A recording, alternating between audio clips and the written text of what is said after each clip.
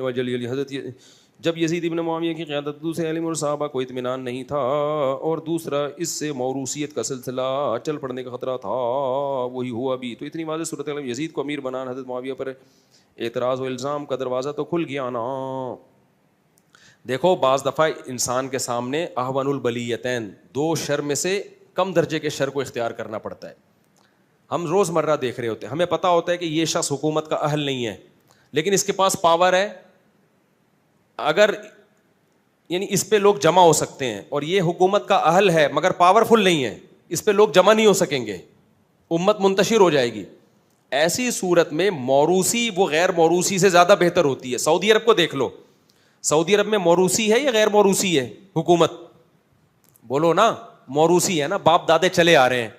اب وہاں پہ کوئی یہ کہے کہ یہ موروثی حکومت ہے کہ بادشاہ کے بعد اس کا بیٹا بن رہا ہے، میں اس نظام کو نہیں مانتا، تو کیا ہوگا؟ سعودی عرب میں تلواریں چلیں گی اور بغاوت ہوگی، خون خرابہ ہوگا، مکہ مدینہ ہمارے ہاتھ سے نکل جائے گا، یہ نیٹو کی افواج آ جائیں گی، امریکہ تو پہلے ہی سمندروں پہ قبضہ کر چکا ہے وہاں پہ۔ تو اس میں کیا ہوتا ہے؟ بادشاہ نامزد کر دیتا ہے، میرا چاچا، میرا ماموں، میرا بھائی، تو ایک غلط ہے، لیکن وہ غلط کیا جاتا ہے بڑے غلط سے بچنے کے لیے۔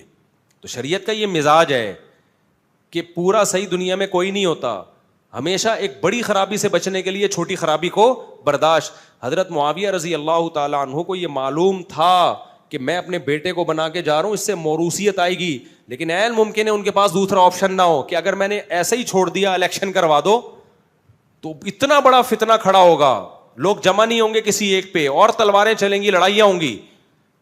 تو صحابی رسول کے پیش نظر کیا تھا وہ تو وہی جانتے ہیں، ہم اتنا جانتے ہیں کہ سیدنا معاویہ کی نیت غلط نہیں تھی۔ تو بہت ساری چیزیں ہوتی ہیں، بعض دفعہ انسان اپنے بیٹے کو بنا دیتا ہے، اس کو پتا ہے کہ لوگ اس پہ جمع ہو رہے ہیں، اور یہ یا اتنا پاورفل ہے کہ یہ تلوار کی طاقت سے لوگوں کو جمع کر دے گا کسی ایک ٹاسک پہ، یعنی کافر کے خلاف ہم متحد ہو جائیں گے۔ اس کی میں ایک آسان مثال دیتا ہوں، علماء نے یہ لکھا ہے کہ جو جنگی کمانڈر ہوتا ہے نا، آپ کے پاس جنگ میں کمانڈر بنانے کے لیے دو آپشن ہے، ایک کمانڈر ہے پاورفل، جنگیں لڑنا جانتا ہے، اور ایک ہے پاورفل نہیں ہے لیکن نیک بہت ہے، وہ نیک بہت ہے۔ عقیدے کی کتابوں میں لکھا ہے کہ جو نیک نہیں ہے نا اس کو بنایا جائے گا، کیونکہ اس آدمی کی نیکی اس کو ذاتی فائدہ پہنچائے گی، اجتماعی سطح پہ یہ امت کی ایسی کی تیسی کر دے گا یہ، کیونکہ نیک تو ہے لیکن پاورفل نہیں ہے۔ تو بہت ساری چیزیں ہو سکتی ہے حضرت معاویہ کے پیش نظر۔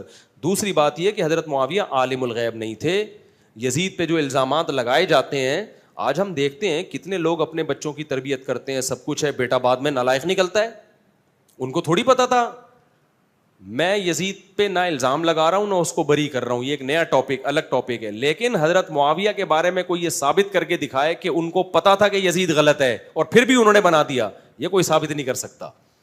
ہم بعض دفعہ سلیکشن کر کے کسی کو وزیر اعظم بناتے ہیں، بعد میں لوگ خود سارے مل کے اسے برا بھلا کہہ رہے ہوتے ہیں، تو جب لوگوں سے کہا جائے اب تم اسے برا بھلا کیوں کہہ رہے ہو، تو لوگ کیا کہتے ہیں؟ بھائی ہمیں تھوڑی پتا تھا کہ یہ ایسا نکلے گا۔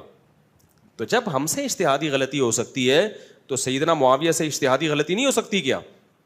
تو ان کی نیت پہ شک نہیں کیا جا سکتا، انہوں نے جو کیا امت کی خیر خواہی کو سامنے رکھ کے کیا ہے۔